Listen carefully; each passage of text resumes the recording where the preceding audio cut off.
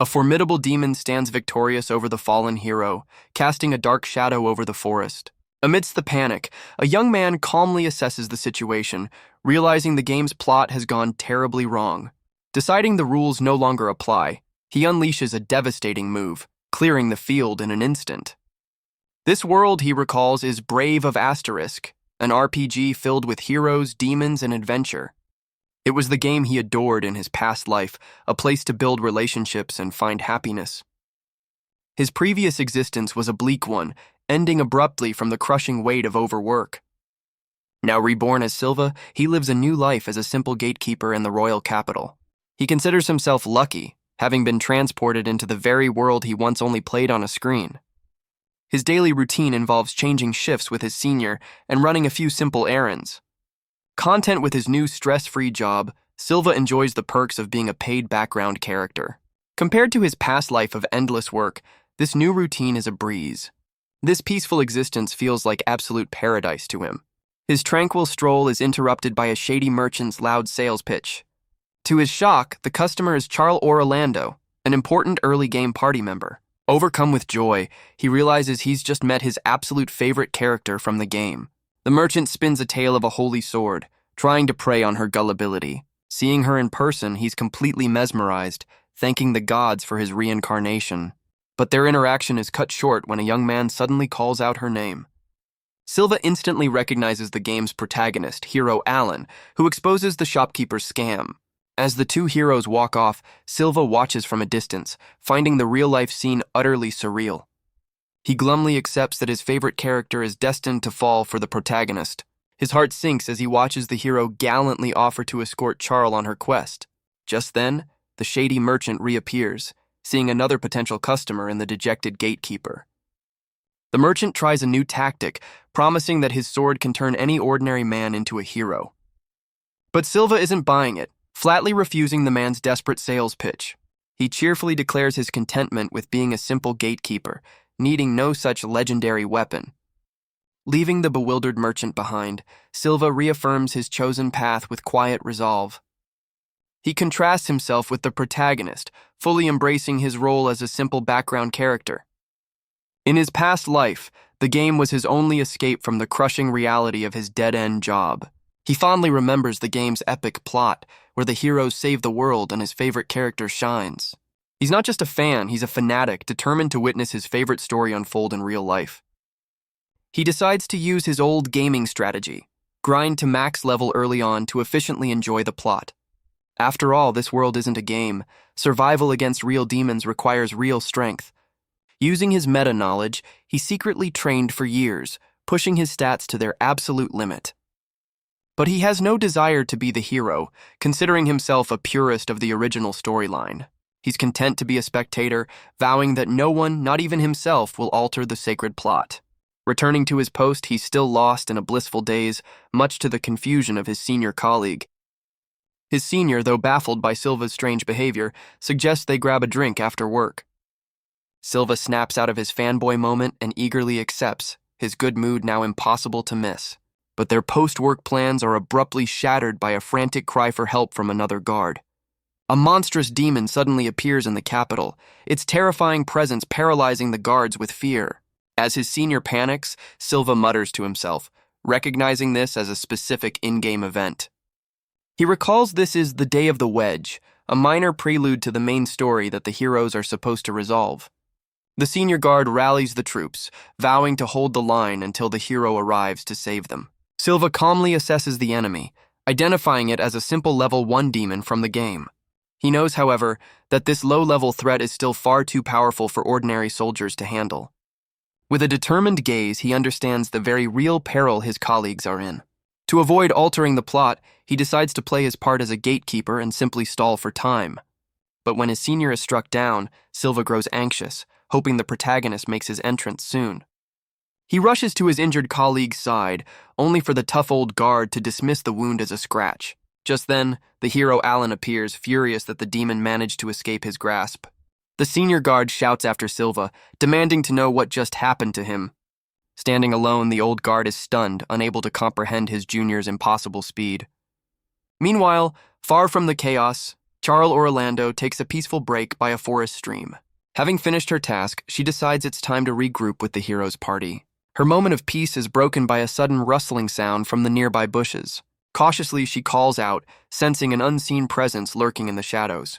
From his hiding spot, Silva curses the demon's speed, annoyed that his target is so elusive. A sudden, horrifying realization dawns on him, his eyes widening in shock. He sees his favorite character, completely unaware she's in the direct path of the rampaging monster.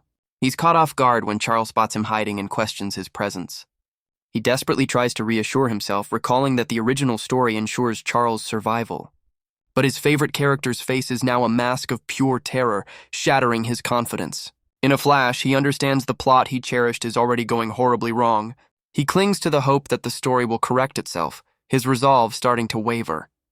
His worst fears are realized as the demon closes in on a terrified Charl, with the hero still too far away.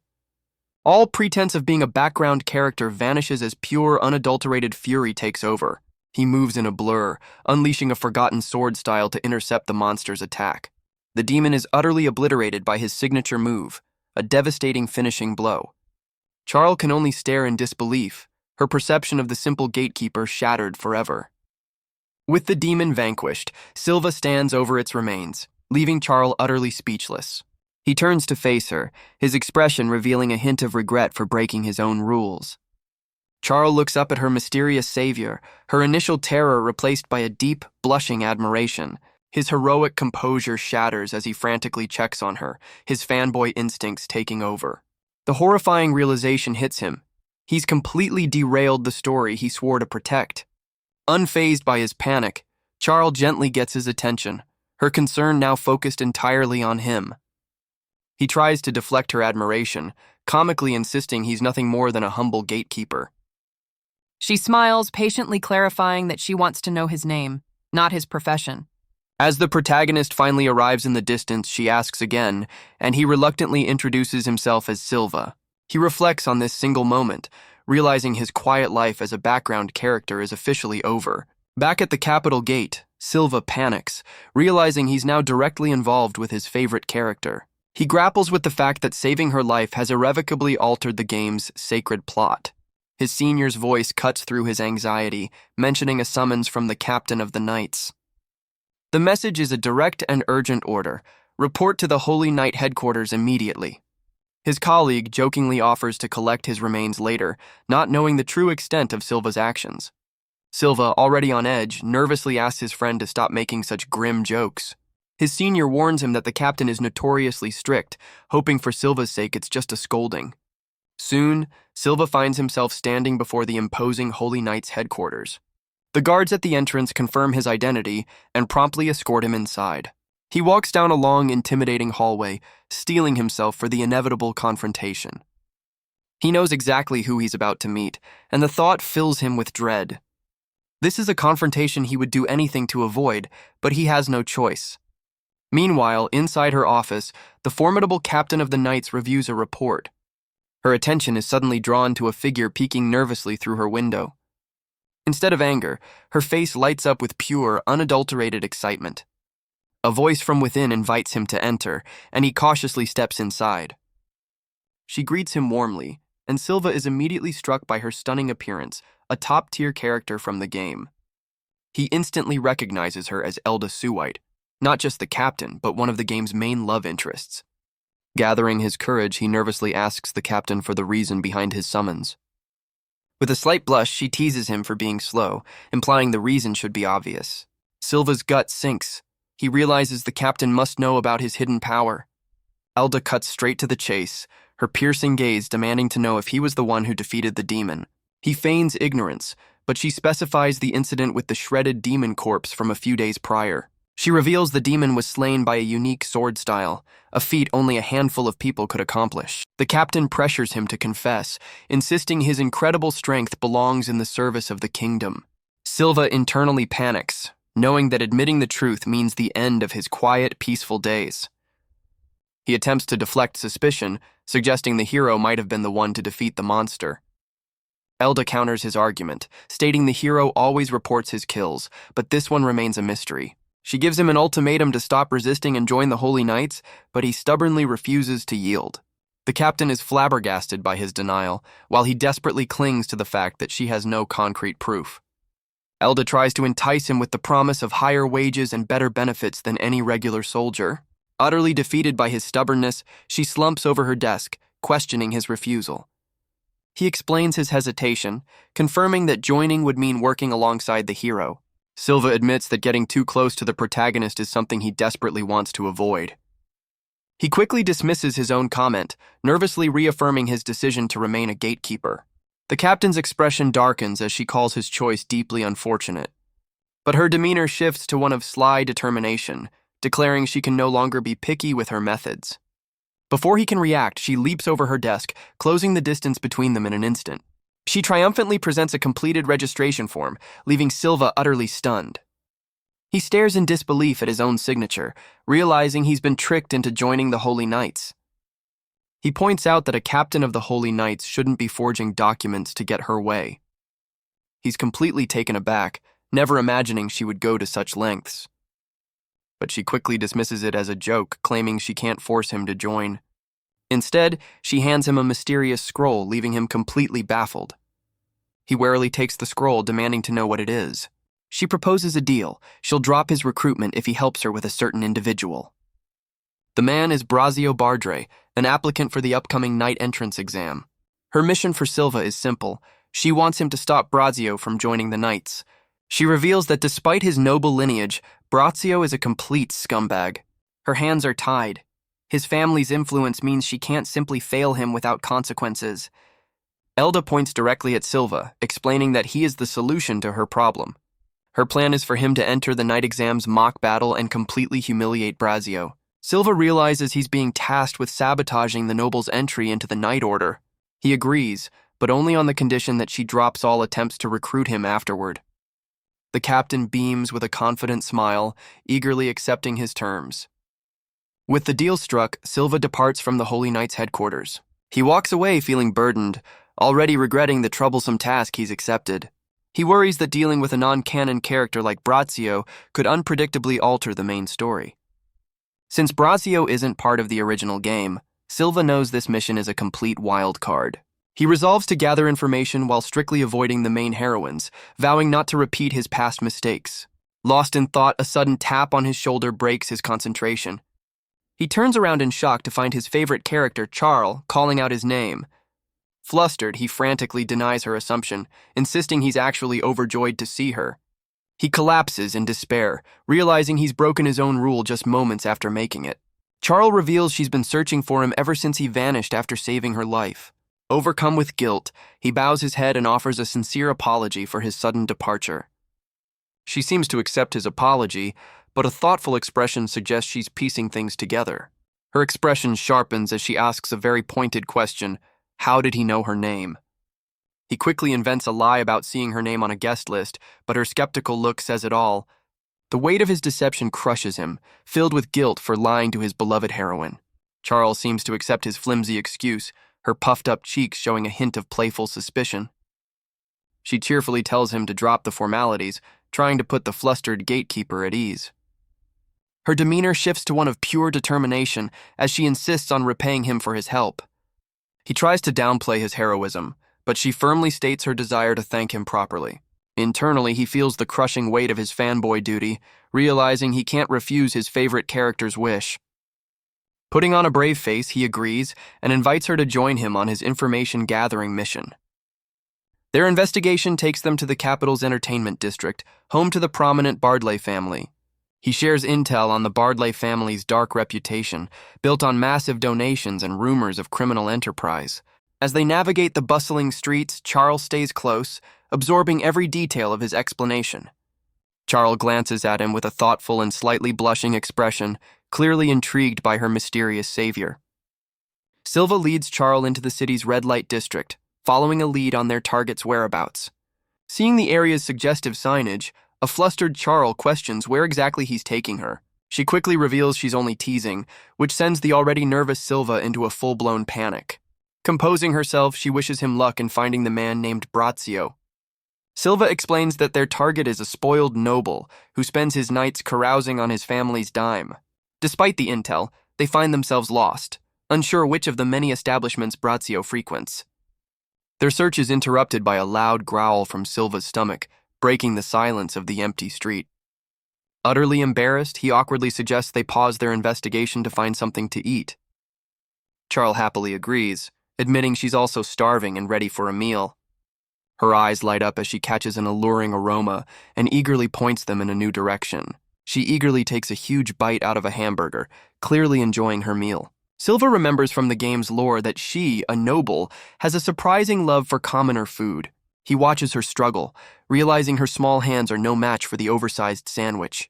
Just as he thinks this, the filling tragically spills out, leaving her with a dejected look.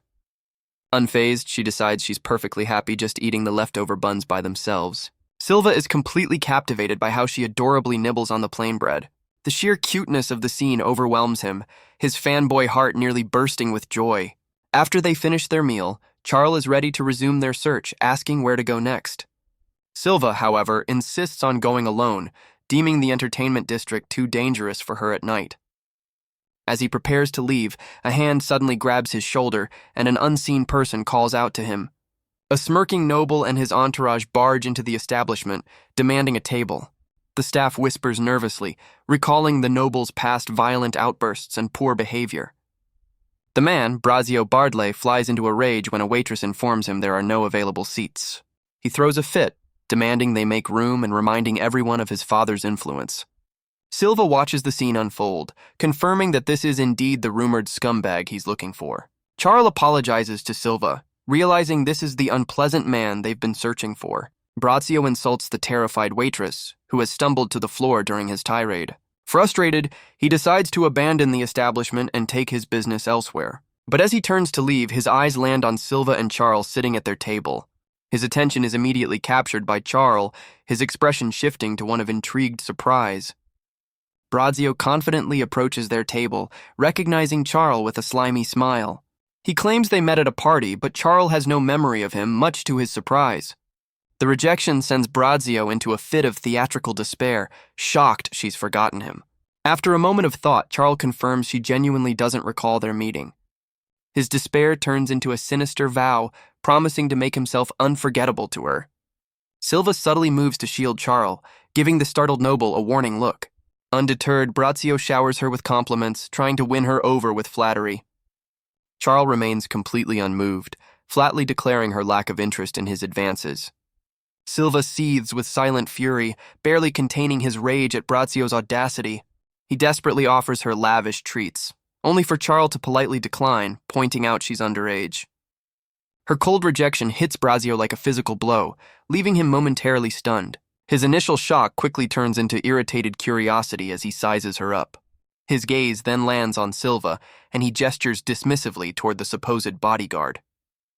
Seizing the opportunity, Silva steps up and boldly declares himself Charl's loyal guard. He internally smirks, realizing this gives him the perfect excuse to intervene if Brazio crosses a line. A blushing Charl, caught off guard, hesitantly confirms Silva's claim. Brazio bursts into laughter, mocking Silva's background character face and his fitness to guard a noble. The insult strikes a nerve, and Silva's pleasant smile hides a murderous impulse. Brazio condescendingly offers to lend Charl one of his own more capable-looking guards. He then insults her family, suggesting they must be struggling if they hired someone like Silva. Silva realizes with frustration that Charl is being mocked because of him. Brazio proudly presents his thuggish entourage, boasting they are former holy knights. Silva scoffs internally, disgusted that knights would abandon their honor for gold. Unimpressed, Charl decides they've had enough and tells Silva it's time to leave. The noble laughs maniacally, questioning if her weak guard can even get her home safely. But Charl stops and informs the bewildered noble that he has completely misunderstood the situation. With a confident smile, she declares that his hired thugs are nothing compared to Silva. She admits to a flustered Silva that she got angry on his behalf, making him blush. Dropping all pretense, Silva turns to the thugs with a chilling gaze, demanding to know their business. He glances back at a surprised Charl, wondering if his intimidating display went a little too far. Silva sees this as a perfect chance to gauge if Brazio is truly a threat to the main storyline. Intrigued by Charl's bold claim, the lead thug challenges Silva to prove his strength. Charl glances at Silva with concern, worried she may have escalated the situation. In a secluded alley, Silva calmly accepts their challenge, much to the thug's delight. Moments later, the terrified goons are on the ground, eagerly spilling secrets to their new interrogator. The bruised thug nervously continues his confession, revealing even more of his master's dirty deeds. Silva is horrified to learn Brazio's crimes range from blackmail and threats to even more heinous acts. The goon reveals Brazio's ultimate goal, to join the Knights and seize control of the Order through manipulation. He realizes this deviation from the plot is too dangerous to ignore and must be stopped at all costs. Silva lets the defeated thugs go, ordering them to keep his identity secret and lie about their victory. As they walk, Charl questions how he became so powerful, noting his feats are far beyond those of a regular soldier. He cheerfully explains his strength comes from years of training in the wilderness, a concept that puzzles her. He recalls the brutal, monster-infested training ground, but immediately tells Charl she doesn't need such a harsh method. He reassures her with a confident smile, vowing to stake his life on her safety. His heartfelt vow earns her trust, and she agrees to believe in him with a gentle smile. With the situation resolved, he suggests they find another place to eat, offering to treat her. He internally celebrates, considering it his sacred fanboy duty to sponsor his favorite character. The day of the night entrance exam arrives, with an official announcing the first trial, a one-on-one mock battle tournament. Amidst the crowd of applicants, Silva steels his resolve, vowing to stop Brazio's corrupt ambitions at any cost. Brazio immediately spots Silva in the crowd, condescendingly mocking him as the pathetic bodyguard from their last encounter. Brazio sneers, pointing out that Silva doesn't look like a man who's been thoroughly beaten. With a smirk, Silva explains he simply used some expensive healing potions to patch himself up. Brazio mocks Silva's financial state before proudly displaying his rare armor as the announcer calls them to the match. The arrogant noble cackles with glee, sarcastically lamenting his bad luck at being paired with such a weak opponent. He then asks the examiner a pointed question about the consequences of a fatal accident in the ring. Annoyed by the rule against killing, Brazio declares that Silva is lucky to be protected. The examiner signals the start, and Brazio immediately charges, a vicious grin plastered on his face. In a flash, Silva effortlessly knocks the sword from his hand, asking with a smirk if it just slipped. Stumbling backward, Brazio desperately claims he would have won if not for the unfortunate slip-up. With a weary smile, Silva feigns agreement, privately finding the entire charade to be a hassle. The noble scrambles back, demanding to know why Silva isn't attacking him. Silva internally calculates the perfect amount of force, knowing a full power strike would be fatal. He goads the noble, sarcastically offering him the next move as a handicap. He then correctly deduces that the noble's arm is too numb to even swing his sword. With his opponent stunned, Silva closes the distance and delivers a powerful gut punch. The force of the strike sends the arrogant noble flying across the entire arena. Sprawled on the ground, Brazio insists he merely tripped, while Silva mockingly agrees. The enraged noble declares that Silva has only survived by luck and that he hasn't even used his full power yet. Deciding to end the fight, Brazio begins to channel a powerful ability into his sword. But Silva remains completely unfazed, looking on with an expression of utter boredom. Brazio enhances his mana, preparing for a powerful attack. A diagram explains the concept of mana and its potential uses. The narration explains that most people are unaware of mana's existence. Mana mastery is crucial for facing powerful demonic foes. Silva recognizes Brazio's armor as a rare and valuable material. Silva's sudden shift in demeanor unsettles Brazio. Silva moves with incredible speed, surprising Brazio. Silva's intense aura overwhelms Brazio. Brazio tries to provoke Silva into a full-blown fight. Silva's words trigger a strong reaction from Brazio. Brazio stammers in confusion, realizing Silva seems like a completely different person. The noble sees the murderous intent in Silva's eyes and realizes his life is in genuine danger. Panicking, Brazio desperately tries to bribe Silva, offering to hire him on the spot. He promises more money than Charl could ever afford, begging Silva to throw the fight. Silva calmly walks forward, pressing the terrified noble to make his choice. With a chilling expression, he warns Brazio not to move if he values his life. The noble tries to downplay Charl's importance, but Silva coldly cuts him off. His fury boils over as he warns Brazio to never speak his favorite character's name again. He unleashes a devastating sword technique, spinning towards his opponent in a blur of motion. In an instant, the attack lands, leaving Brazio stunned and his expensive armor completely shredded. The noble can only stare in disbelief at his shattered, priceless leg armor. With a casual air, Silva asks if this counts as a surrender, and the terrified noble immediately concedes. With a sigh of relief, he considers his mission a success, ready to wrap things up with Captain Elda. The announcer officially declares Silva the victor, earning a proud, blushing smile from Charl in the audience. His moment of victory is cut short by a sudden dawning horror. The horrifying realization hits him. He just put on a performance far too spectacular for a simple gatekeeper. His impressive display has earned him the undivided and slightly mischievous attention of the captain. Later, in her office, the captain confirms their plan was a success, thanking him for his help. She vows to ensure the disgraced noble faces justice, promising to gather proof of his unforgivable crimes. While the captain brings up their deal, Silva's mind is set on one thing: making Brazio pay for insulting Charl. Silva confidently tells the captain he's counting on her to deliver justice. The captain agrees to honor their deal, promising to stop trying to recruit him. She still seems disappointed, unable to fully accept his decision to remain a gatekeeper. He celebrates internally, overjoyed at the thought of returning to his peaceful, quiet life. When she asks if he has any regrets, he cheerfully confirms he has absolutely none. His unwavering certainty leaves the captain utterly speechless and dismayed. With tears welling in her eyes, she desperately asks him to reconsider, but he remains firm. The captain suddenly throws a tantrum, breaking her promise and demanding he join her knights. He recognizes this outburst as a rare in-game event and calmly offers the crying captain a handkerchief. As she accepts his gesture, he reminds himself that he must honor his side of the bargain, despite her outburst. The tearful captain accepts his handkerchief, promising to return it after washing it. Defeated, she begs him to at least continue his duties as a gatekeeper, and Silva nervously agrees. As he walks away, he overhears people gossiping, confirming his fears that he's no longer an unknown face. His concern grows as he listens to knights discussing a recent spike in demon sightings. He realizes the increased demon activity is a sure sign that the main story is about to begin. Slumping onto a bench, he regrets drawing so much attention to himself at such a critical time. He can only hope that his recent actions haven't caused any irreparable damage to the plot. He reminds himself that the protagonist is destined to save the world, regardless of any minor changes. His train of thought is suddenly broken as he senses something is amiss. A loud crash nearby snaps him to attention, his expression turning to one of nervous alarm. Silva looks up in disbelief, a sudden realization dawning on him. A powerful figure lands with a thunderous impact, shaking the ground around them. An imposing woman in elegant attire stands over him, having finally found her target. She smiles and calls him by name, revealing herself to be the special-grade hero, Kaguya. The crowd murmurs in awe at the sudden appearance of the legendary and beautiful hero.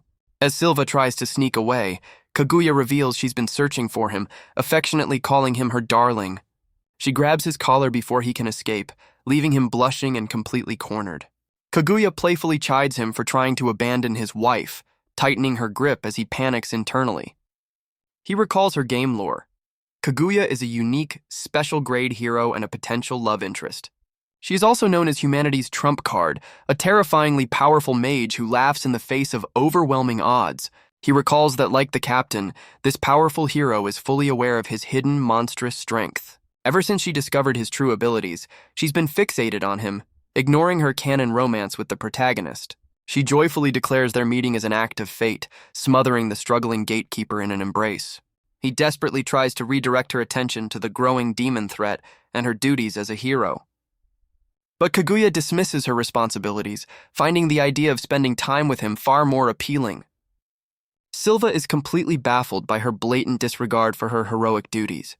She cheerfully insists on her right to be with him, repeatedly referring to herself as his wife. Kaguya eagerly plans their wedding, while Silva feels like he's arguing with a wall, despite finding the offer tempting. Suddenly changing the subject, she grabs his hand, eager to drag him to a cafe for a date. As she pulls him through the streets, he fruitlessly protests that they are not, in fact, a married couple. Back at headquarters, Elda fumes over another failed demon hunt. She laments the Holy Knight's inability to capture the demon. Elda wishes Silva had been there to help.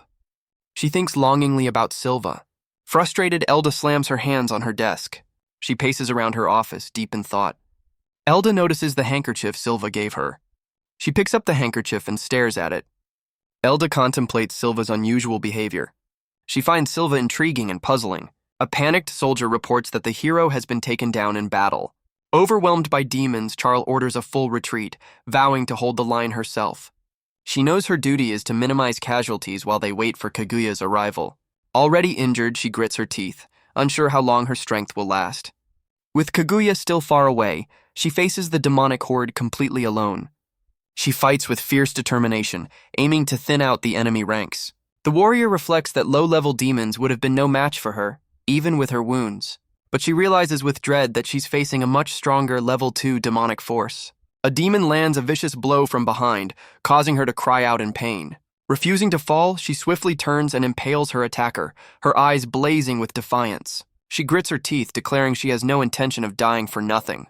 With a determined cry, she lunges forward to strike down another monster. But the horned demon sidesteps her attack with contemptuous ease. It flashes a cruel grin, seeing her as nothing more than a minor obstacle. The monster suddenly dashes past her, and she realizes with horror it's targeting the other knights. As the demon closes in on the terrified soldiers, Charl desperately tries to intercept it. But among the cowering knights, one man stands completely unfazed, staring down the beast. He isn't wearing the shining silver armor symbolic of the holy knights. Instead, he's clad in the battered steel armor of a common soldier. Silva mutters to himself, worried that things are escalating before the main plot has even begun. Charl stares in disbelief, trying to warn the lone soldier to run for his life. She recalls how he effortlessly cut down the demons, moving with a strange, incomprehensible grace. Kaguya also remembers his stunning display, finding him more captivating than any knight she'd ever met. Elda, too, has been fixated on him, relentlessly trying to recruit the mysterious gatekeeper. Charl reminisces about their time together, remembering his flustered reactions to her teasing. She winks to herself, certain that despite his denials, he is an extraordinary individual. Kaguya firmly believes his immense power is a gift meant to protect the entire world. The next day, Captain Elda arrives personally to investigate the scene of another demon attack. Her subordinate reports 2 casualties, noting the demon was unusually clever and left almost no evidence behind. Elda confirms the hero is on his way, but insists they continue their own investigation while they wait. The knight reports the demon's victims were all women, drained of their blood and leaving no other clues. Based on the evidence, they estimate the demon is at least a level 3 threat, far stronger than anticipated. Elda is visibly disturbed by the grim details of the attack. The camera focuses on the chilling evidence of the demon's vampiric nature. The scene reveals the tragic fate of the 2 women, victims of the elusive predator. Furious, Elda orders a citywide alert and expands the search, specifically summoning Silva to headquarters. Meanwhile, Kaguya proudly marches alongside Silva, flanked by an escort of knights. She playfully teases him about their first mission together, much to his flustered annoyance. Silva is already exhausted, lamenting that he's been roped into the investigation with the Clingy hero in tow.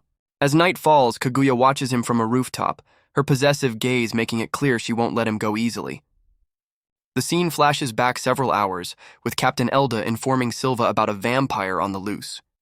She clarifies that vampire is the public's nickname for the demon behind the recent attacks. Elda grimly recounts the state of the victims, who were found with their life essence completely drained. Back in the present, the captain stands before Silva and Kaguya, demanding an explanation. She's shocked to find the special grade hero clinging affectionately to a very flustered Silva. Elda's gaze hardens as she pointedly asks Kaguya if her business has anything to do with her. Kaguya simply smiles, coolly asserting that she goes wherever she pleases.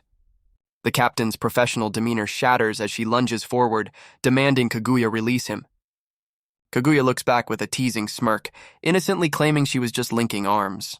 Unconvinced, Elda forcefully shoves Kaguya away, determined to separate her from Silva. Kaguya casually dismisses the captain's fury, calling her uptight for trying to be so serious. Ignoring the taunt, Elda attempts to steer the conversation back to the urgent matter at hand. She reveals their target is a shape-shifting demon evolved from a bloodbat, with a power level of at least 3. The captain turns to Silva, declaring this is his moment as he internally calculates the immense threat.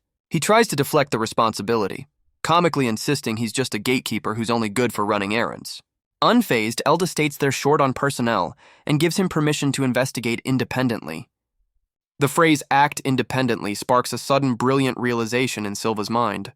Kaguya catches him staring and suspiciously questions his sudden intense focus on her. Looking uneasy, Silva hesitates before saying he needs to ask her something first. Her expression turns sharp as she intensely questions if he has any ulterior motives. Elda nervously denies her true motive, a grand plan to boost his reputation and recruit him.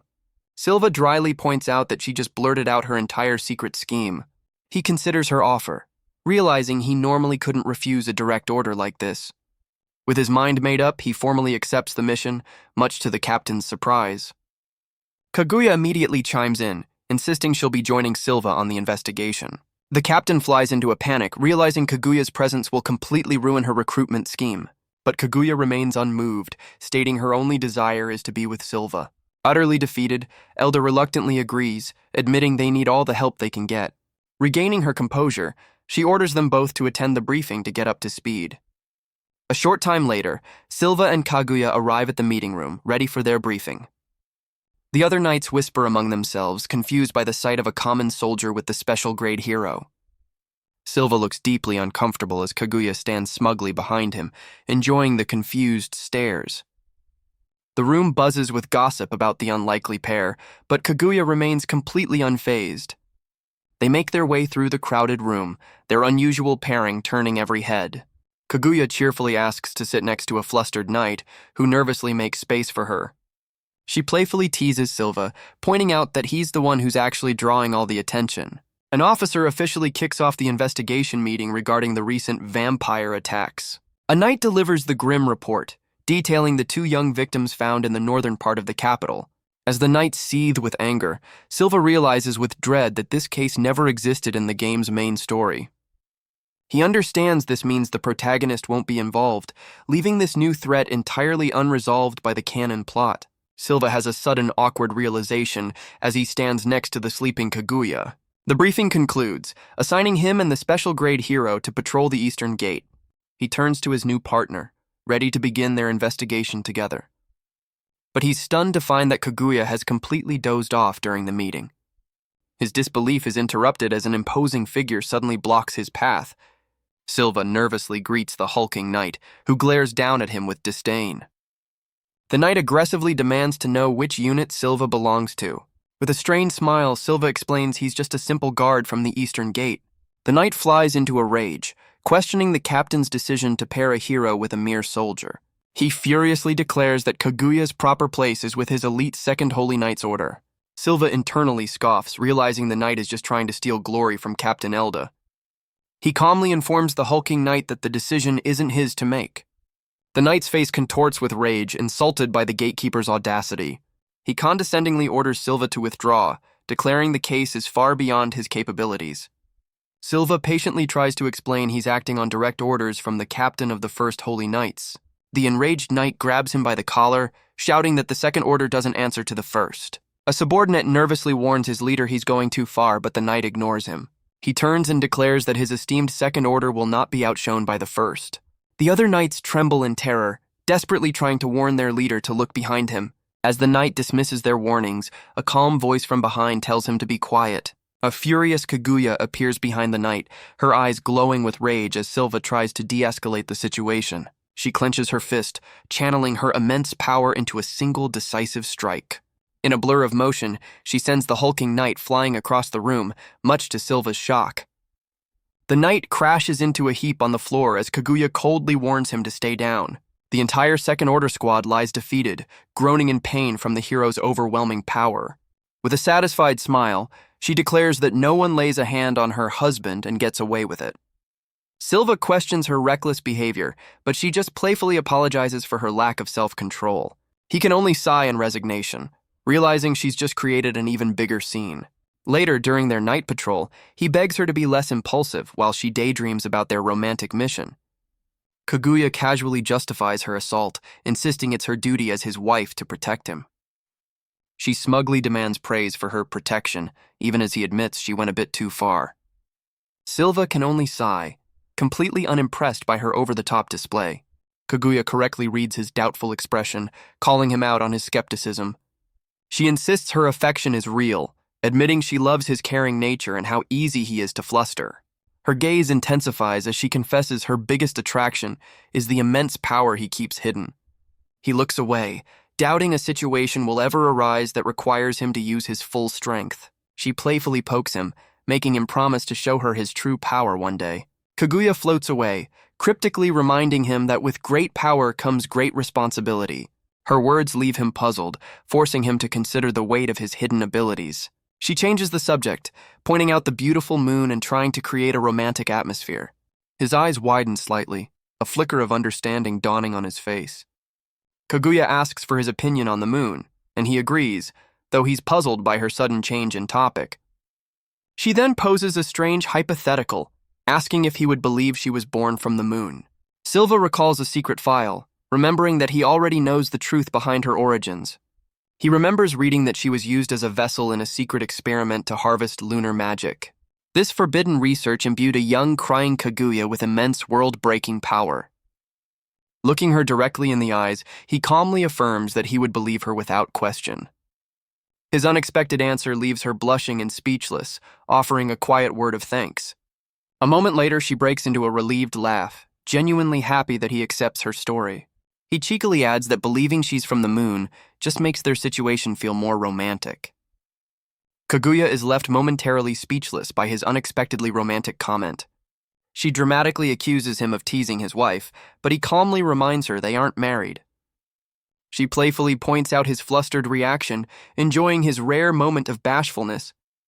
But Silva's lighthearted mood vanishes as a sudden, serious thought strikes him. Their patrol is interrupted as they come across a lone figure collapsed in an alley. Silva's expression hardens as he detects a strange and unsettling scent in the air. He turns to Kaguya, who confirms she senses the same ominous presence. Their conversation is cut short by a piercing scream as a body is violently thrown nearby. Silva's eyes widen in horrified recognition, finally identifying the familiar, dreadful smell. Kaguya's face darkens with disgust, confirming their target is near. It's the unmistakable scent of a demon. Silva spots a cloaked figure hunched over a victim and furiously demands to know what's happening. He draws his sword and charges forward as the figure engages in a disturbing act with the fallen woman. The demon leaps away with startling agility, narrowly dodging Silva's attack. Silva is visibly stunned, realizing the demon is far faster than he anticipated. The creature escapes to a rooftop and Silva curses under his breath, preparing to give chase. He rushes to the victim's side, desperately checking for any signs of life. Kaguya confirms the woman is still breathing, expressing her immense relief. He asks Kaguya to get the victim to safety, declaring he'll pursue the demon alone. Kaguya agrees but shows concern for his safety, which he dismisses with a confident smile. With a determined look, Silva enhances his body with magic, ready to hunt down his target. He leaps across the moonlit rooftops, closing in on his fleeing target. His eyes lock onto the demon, his focus absolute as he spots the creature. With a burst of speed, he tries to cut off the demon's escape route. The creature glances back with a cruel, confident smirk, completely unfazed by the pursuit. Undeterred, Silva continues the chase, vaulting across the city's skyline. The demon suddenly dissolves into a swarm of bats, catching Silva completely off guard. He realizes with a jolt that he's not just chasing one creature, but a horde of blood bats. The swarm engulfs him, forcing him to fight off the minions the demon has summoned. He grits his teeth in annoyance, realizing this unexpected development is a major hassle. Closing his eyes, he calmly prepares to unleash a legendary sword style to handle the swarm. He lunges forward, unleashing a powerful sword technique at the surprised demon. With a look of intense focus, he confirms that the creature's escape is over. But the demon smirks, effortlessly phasing through his attack as if it were a ghost. The creature's true form is revealed as it dissolves into a swarm of demonic bats. Annoyed by the cheap trick, Silva watches the main demon try to flee while its minions swarm him. Deciding he has no other choice, he begins to channel immense power into his blade. With a furious shout, he executes a massive sweeping strike to clear the area of the pests. His attack successfully pierces the main demon, landing a direct and devastating hit. The creature's form seems to vanish against the moon, leaving only his sword behind. Standing alone on the rooftop, Silva grimly accepts that his target ultimately escaped. He stares grimly at the tattered piece of cloth, the only evidence he managed to retrieve from the demon. The scene shifts to a quiet clinic where they've taken the injured woman for treatment. Inside, he reports to Kaguya that the demon escaped, but he managed to save the victim's life. He blames himself for letting the creature get away, but Kaguya gently tells him not to be so hard on himself. She points out that the cloth he's holding could be the very lead they need to track it down. Her encouragement reignites his resolve, and he vows to capture the demon on their next encounter. He becomes flustered under her admiring gaze, sheepishly asking her to stop. Kaguya is delighted by his reaction, finding his sudden motivation incredibly endearing. The narration explains their search continues fruitlessly, knowing the starved demon will soon strike again. Their investigation stalls, with their only lead being the small scrap of cloth stained with the demon's blood. Kaguya hums happily, clearly enjoying their time together despite the grim circumstances. Suddenly, Silva has a brilliant idea, suggesting a long shot to track their target. He asks if she can use her keen sense of smell to trace the demon with the cloth he retrieved. He tries to flatter her, but she admits that while she's sensitive to the scent, it has its limits. She playfully teases him, clarifying that her nose isn't sharp enough to work like a bloodhound's. His brilliant plan deflates and he slumps in frustration, realizing they're back at square one. Kaguya suddenly sprouts cat ears, eagerly offering to become a cat or dog to fulfill his wish. A panicked Silva begs her to stop as her offers become increasingly embarrassing and over the top. Their argument is interrupted by Charl, who proudly announces she aced her written exams and shyly asks for praise. Forgetting his troubles, Silva gives her an enthusiastic thumbs up, showering his favorite character with encouragement. Kaguya's playful mood vanishes as she turns to the newcomers with a pointed question. With a sly smile, she asks about the young lady's identity, and Silva realizes a rivalry is brewing. Charl introduces herself as Silva's friend, then has a moment of shock recognizing the special grade hero. She explains that as a student at the Heroes Academy, she's well aware of Kaguya's fame. Silva marvels at Charl's composure, noting that in the original story, these two never even met. Kaguya praises Charl's potential, and Silva internally geeks out over this rare, unscripted event. Charl's expression turns serious as she asks Kaguya to clarify her relationship with Silva. Kaguya strikes a dramatic pose, proudly declaring herself to be Silva's devoted wife. Silva panics, realizing his favorite character is now caught in the crossfire of Kaguya's possessiveness. A completely blindsided Charl stares in disbelief, asking Silva if he's actually married. He internally panics, realizing his favorite character is now jealous, and he must clear up the misunderstanding. Silva frantically denies the marriage, insisting Kaguya is just a self-proclaimed wife and they're merely business partners. A skeptical Charl questions their business partnership, clearly wanting a better explanation. He nervously clarifies they're working together on the recent vampire case, while Kaguya enjoys his flustered state. Charl's demeanor sharpens, revealing she's heard of the case and eagerly offers her assistance. Kaguya smiles condescendingly, questioning what Silva's friend could possibly do to help. Annoyed by the taunt, Charl puffs her cheeks and insists she can be just as useful. To prove her worth, she claps her hands together, beginning a powerful summoning spell. A brilliant light erupts as she commands her powerful familiar to materialize before them. With a determined cry, she summons the legendary Fenrir wolf, its glowing silhouette towering over them. Kaguya watches with a spark of interest, impressed by Charl's use of a summoning spell. Charl explains her elemental magic allows her to call upon her contracted spirits at will. She affectionately introduces her wolf spirit, Fenrir, whom she calls Riru for short. The wolf spirit suddenly turns its attention to Silva, letting out a curious bark. Charl is stunned, revealing that Riru has been with her since she was a child and never warms up to strangers. Silva recalls from the game that only the protagonist could get this close after maxing out his bond with Charl. He can't resist giving the adorable wolf a belly rub, completely charmed by the spirit. Kaguya watches with a delighted smile as the wolf happily rolls over for Silva. But when she steps forward, the wolf instantly stands and growls, guarding Silva from her. Kaguya puffs her cheeks in frustration, calling the protective spirit a very rude dog for rejecting her. Charl smiles, explaining that Riru's standoffish behavior is normal and its fondness for Silva is the exception. Seeing an opportunity, Silva asks if the wolf can use the cloth to track the demon's scent. Charl confidently confirms that her familiar is an expert at sniffing out and tracking demons. She presents the scrap of cloth to Riru, who eagerly takes in the scent and barks in confirmation. The wolf spirit suddenly reacts, and Charl realizes with surprise that it has already found a trail. With a new plan in place, Silva formally accepts both Charl's and Kaguya's help on the mission. He declares that their hunt is back on, ready to pursue their target with his new team. Riru leads them through the dark streets to a large, dilapidated mansion on the outskirts of the city. The group cautiously approaches the ominous building, with the wolf spirit guiding their path.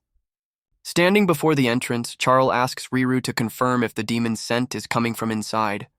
The wolf spirit barks with excitement, confirming its target is definitely inside the mansion. Kaguya smirks, asking Silva for their next move and suggesting they all storm the building together. Silva takes charge, deciding that only he and Charl will infiltrate the mansion while Kaguya stands guard.